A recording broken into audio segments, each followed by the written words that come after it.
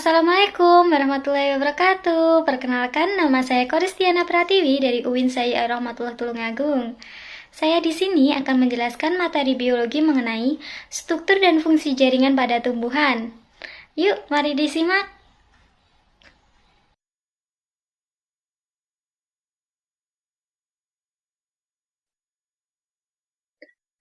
Berdasarkan pada kemampuan membelahnya, jaringan dibedakan menjadi dua, yaitu jaringan meristem dan jaringan dewasa. Jaringan meristem terdiri dari sekelompok sel yang tetap berada dalam fase pembelahan, sedangkan jaringan dewasa adalah jaringan yang sudah mengalami diferensiasi.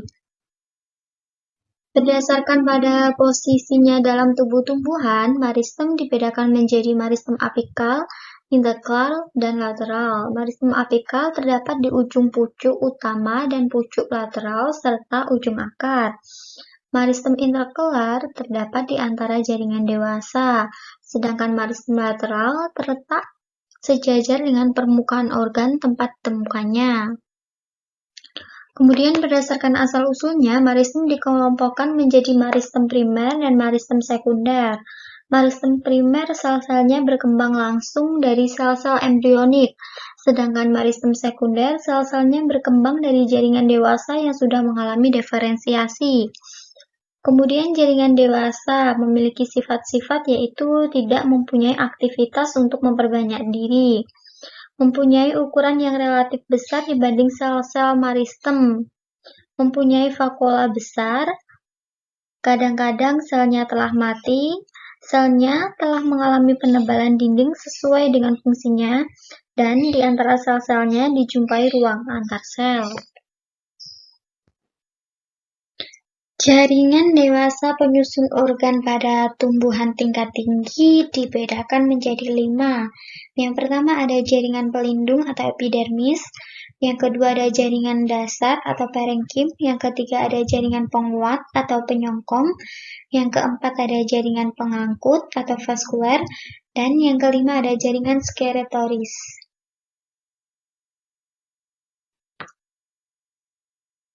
Yang pertama ada jaringan pelindung atau epidermis. Jaringan epidermis adalah lapisan sel yang berada paling luar, yaitu pada permukaan organ primer tumbuhan, seperti akar, batang, daun, bunga, dan buah. Jaringan epidermis berfungsi untuk melindungi bagian dalam tumbuhan. Sel-sel epidermis dapat berkembang menjadi alat tambahan atau derived epidermis, misalnya seperti stoma, trikoma, sel kipas, histoloid, sel silika, dan sel gabus. Contohnya ada stoma. Stoma adalah lubang atau celah yang terdapat pada epidermis, organ tumbuhan yang dibatasi oleh sel khusus yang disebut sel penutup. Kemudian contoh yang selanjutnya ada trikoma. Trikoma berasal dari sel-sel epidermis. Biasanya trikoma ini berbentuk rambut, tetapi ada juga trikoma yang berbentuk sisik dan duri. Fungsi trikoma bagi tumbuhan adalah mengurangi penguapan, meneruskan rangsangan, melindungi tumbuhan dari gangguan hewan, membantu penyebaran biji, membantu penyerbukan bunga, dan menyerap air dan garam mineral dari dalam tanah. Yang kedua ada jaringan dasar atau parenkim. Jaringan parenkim merupakan suatu jaringan yang terbentuk dari sel-sel hidup, dengan struktur morfologi serta fisiologi yang bervariasi dan masih melakukan proses fisiologis. Nah, gambar di samping ini merupakan gambar dari jaringan dasar atau parenkim, di mana paling tepi terdapat sitoplasma, kemudian nukleus, vakuola sentral, dinding sel, dan ruang antar sel. Yang pertama ada jaringan penyokong atau penguat. Jaringan penyokong merupakan jaringan yang menguatkan tumbuhan. Berdasarkan bentuk dan sifatnya, jaringan penyokong dibedakan menjadi jaringan kolenkim dan jaringan sklerenkim. Jaringan kolenkim terdiri dari sel hidup yang bagian sudut dindingnya mengalami penebalan selulosa, sedangkan jaringan sklerenkim tersusun oleh sel-sel mati yang seluruh bagian dindingnya mengalami penebalan sehingga memiliki sifat kuat. Jaringan sklerenkim hanya dapat dijumpai pada organ tumbuhan yang tidak lagi mengadakan pertumbuhan dan perkembangan. Jaringan sklerenkim terdiri atas serabut dan sklerait. Serabut pada umumnya terdapat dalam bentuk untaian atau dalam bentuk lingkaran, sedangkan sklerait lebih pendek daripada serat, terdapat pada semua bagian tumbuhan, terutama di dalam kulit kayu, pembuluh tapis, dan dalam buah atau biji. Nah, gambar di samping ini merupakan gambar dari koenkim dan sklerenkim. Selanjutnya yang keempat ada jaringan pengangkut atau vaskular. Jaringan pengangkut pada tumbuhan tingkat tinggi terdiri dari xilem dan floem. Yang pertama, xilem. Fungsi utama dari xilem adalah untuk sirkulasi air dan mineral dari akar. Xilem merupakan suatu jaringan pengangkut kompleks yang terdiri dari berbagai macam bentuk sel. Pada umumnya, sel-sel penyusun xilem merupakan sel mati dengan dinding yang sangat tebal tersusun dari zat lignin, sehingga xilem berfungsi juga sebagai jaringan penguat. Unsur-unsur xilem terdiri dari unsur trakeal, serabut xilem, dan parenkim xilem. Yang pertama ada unsur trakeal.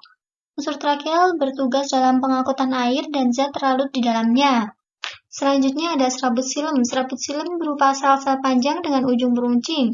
Serabut xilem berdinding tebal dan memiliki nohta yang lebih sempit daripada nohta trakeit. Selanjutnya ada parenkim xilem. Parenkim xilem biasanya tersusun dari sel-sel yang masih hidup. Sel-sel parenkim ini berfungsi sebagai tempat cadangan makanan. Selanjutnya yang kedua ada floem. Floem terdiri atas bulu tapis, unsur-unsur tapis, sel pengiring, parenkim floem, dan serabut floem. Unsur-unsur tapis berbentuk tabung dengan bagian ujung berlubang-lubang atau berpori-pori. Selanjutnya sel pengiring. Sel pengiring berhubungan erat dengan pembuluh tapis, berbentuk silinder dan lebih besar daripada sel-sel tapis. Selanjutnya ada serabut floem. Serabut floem berbentuk panjang dengan ujung-ujung yang saling berimpit. Dan yang terakhir, parenkim floem. Parenkim floem merupakan sel hidup yang memiliki dinding primer dengan lubang kecil yang disebut dengan nohta. Parenkim floem ini berisi tepung, damar, atau kristal. Nah, di samping ini merupakan gambar dari jaringan pengangkut xilem dan floem.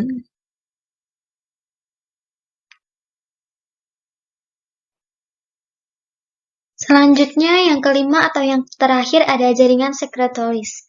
Jaringan sekretoris dinamakan juga kelenjar internal, karena senyawa yang dihasilkan tidak keluar dari tubuh.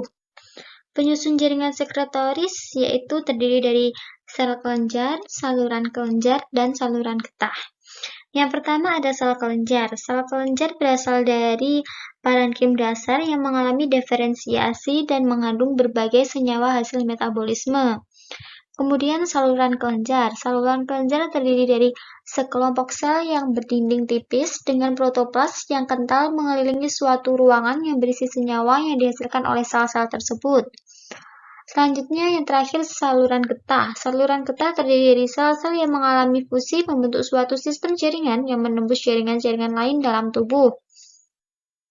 Sel-sel tersebut berisi getah, contohnya pada beringin dan ketela rambat.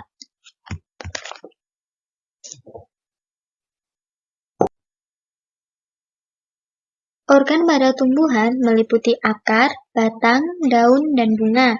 Yang pertama akar. Akar tumbuhan dibagi dalam dua kategori, yaitu akar primer dan akar liar. Selanjutnya batang. Batang ini berfungsi menegakkan tubuh tumbuhan. Yang ketiga ada daun, sebagai tempat berlangsungnya fotosintesis, dan yang keempat ada bunga sebagai alat reproduksi generatif. Yang pertama ada akar. Berdasarkan asalnya, akar tumbuhan dibagi dalam dua kategori, yaitu akar primer dan akar liar. Akar primer mulai tumbuh sejak tumbuhan masih dalam fase embrio dan tetap ada selama tumbuhan itu hidup. Akar primer berfungsi untuk menegakkan tumbuhan agar bisa berdiri tegak di atas tanah, menyerap air dan bahan-bahan anorganik dari tanah dan menyimpan cadangan makanan. Sedangkan akar liar muncul dari batang, daun, dan jaringan lain dan dapat bersifat permanen atau hanya temporer. Akar liar memiliki bermacam-macam fungsi. Akar liar ada yang setelah mencapai tanah akan berfungsi seperti akar primer dan ada yang mengalami modifikasi sebagai organ untuk merayap, menopang, atau melekat. Selanjutnya, struktur akar terdiri dari epidermis, korteks, endodermis, dan stele. Yang pertama, epidermis. Epidermis akar terdiri atas satu lapis sel yang tersusun rapat. Dinding sel epidermis tipis sehingga mudah untuk ditembus air. Epidermis akar memiliki rambut akar hasil aktivitas sel-sel di belakang titik tumbuhan. Rambut akar ini berfungsi untuk memperluas bidang penyerapan. Selanjutnya, yang kedua ada korteks. Korteks akar tersusun dari beragam sel yang membentuk beberapa lapisan sel. Dinding selnya tipis dan mempunyai banyak ruang antar sel untuk pertukaran gas. Pada korteks ini terdapat parenkim, kolenkim, dan skalenkim. Selanjutnya yang ketiga ada endodermis. Lapisan endodermis akar terletak di sebelah dalam korteks, yaitu berupa sebaris sel-sel yang tersusun rapat tanpa ruang antar sel. Selanjutnya yang terakhir ada stele atau silinder pusat. Lapisan di sebelah dalam endodermis merupakan daerah stele. Di stele terdapat berkas pengangkut serta jaringan-jaringan lainnya. Berkas pengangkut terdiri dari silem dan floem yang tersusun teratur membentuk jari-jari atau radial.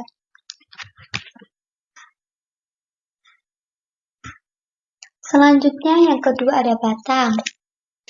Batang merupakan organ tumbuhan yang berfungsi untuk menegakkan tubuh serta menghubungkan bagian akar dan daun.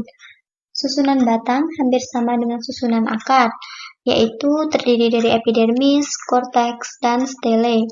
Yang pertama ada epidermis. Jaringan epidermis batang tersusun oleh selapis sel yang tersusun rapat tanpa ruang antar sel. Dinding sel sebelah luar dilengkapi dengan kutikula yang berfungsi untuk melindungi batang dari kekeringan. Selanjutnya yang kedua ada korteks. Korteks batang tersusun oleh sel-sel parenkim yang berdinding tipis. Letak sel-sel parenkim ini tidak teratur sehingga banyak terbentuk ruang antar sel. Korteks juga tersusun atas kolenkim dan skalenkim yang berfungsi untuk menyokong dan memperkuat tubuh. Selanjutnya yang terakhir ada stele atau silinder pusat. Stele batang terletak di sebelah dalam batang. Lapisan terluar dari stele disebut versicle. Di dalam stele terdapat sel parenkim dan berkas pengangkut berupa silem dan floem.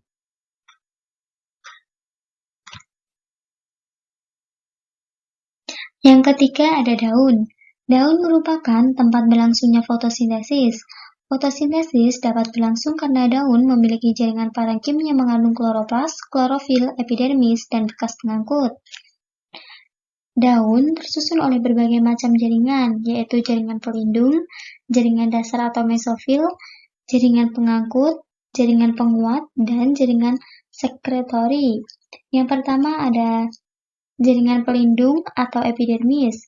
Epidermis daun terdapat di permukaan atas maupun bawah. Umumnya terdiri atas satu lapis sel yang dinding selnya mengalami penebalan dari kitin atau lignin. Selanjutnya yang kedua ada mesofil. Mesofil merupakan jaringan parenkim pada daun. Mesofil terletak di antara epidermis atas dan epidermis bawah. Selanjutnya yang ketiga ada jaringan pengangkut. Berkas pengangkut pada daun membentuk bangunan kompleks yang disebut dengan tulang daun. Selanjutnya yang terakhir ada jaringan sekretoris. Pada tumbuhan tertentu terdapat sel-sel khusus, misalnya saluran getah, sel-sel kristal, dan kelenjar yang umumnya terdapat pada mesofil daun. Yang keempat atau yang terakhir ada bunga. Bunga merupakan alat reproduksi generatif yang muncul hanya pada saat tumbuhan telah mencapai usia tertentu. Bunga berasal dari modifikasi batang. Struktur bunga yang sempurna terdiri atas dasar bunga, perhiasan bunga, benang sari, dan butik. Yang pertama ada dasar bunga. Dasar bunga merupakan ujung percabangan yang berhenti pertumbuhannya dan menjadi tempat tumbuhnya perhiasan dan kelamin bunga. Yang kedua ada perhiasan bunga.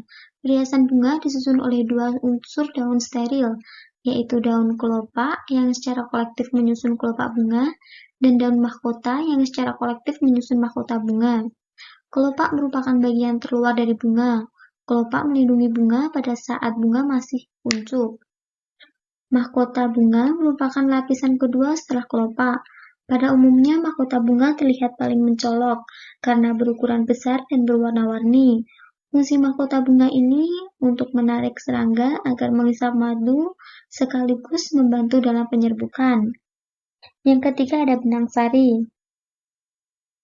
Benang sari tersusun dalam satu lingkaran atau dua lingkaran. Benang sari memiliki kepala sari yang terletak di ujung tangkai sari. Bentuk kepala sari bulat, jorong, atau bulat telur. Di dalam kepala sari terdapat satu atau lebih ruang sari. Ruang sari terdiri atas dua kantong sari yang merupakan tempat terbentuknya serbuk sari. Serbuk sari merupakan gambar jantan. Kemudian yang keempat ada putik. Putik terletak di pusat bunga. Putik tersusun dari satu atau lebih daun bunga. Jika daun buah lebih dari satu, maka daun buah akan tersusun sebagai lingkaran. Putik tersusun dari beberapa bagian, yaitu bakal buah, tangkai putik, dan kepala putik.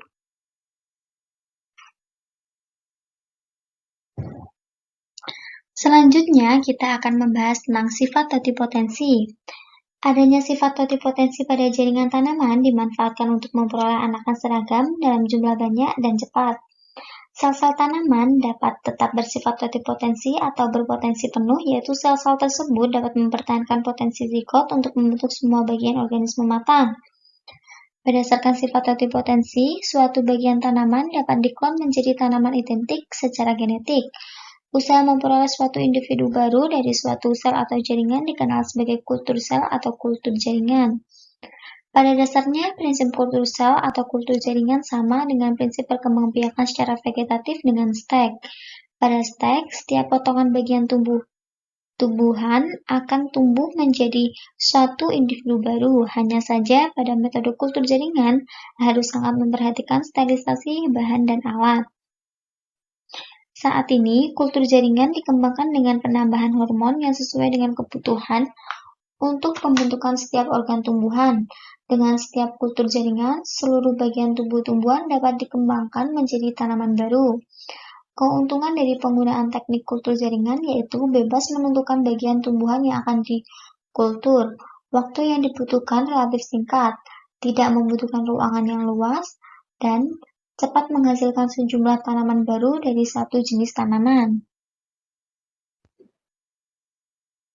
Oke, baik. Sampai di sini pembahasan materi kita kali ini. Sampai bertemu di pembahasan materi selanjutnya. Wassalamualaikum warahmatullahi wabarakatuh.